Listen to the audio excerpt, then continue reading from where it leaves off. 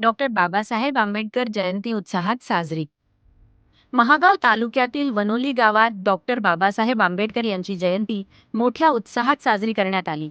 सकाळी ग्रामस्थांनी बाबासाहेबांच्या प्रतिमेचे पूजन करून अभिवादन व वंदन केले. तसेच संध्याकाळी 6 वाजता भव्य रॅलीचे आयोजन करण्यात आले. या रॅलीत युवक, महिला व ग्रामस्थ मोठ्या संख्येने सहभागी झाले.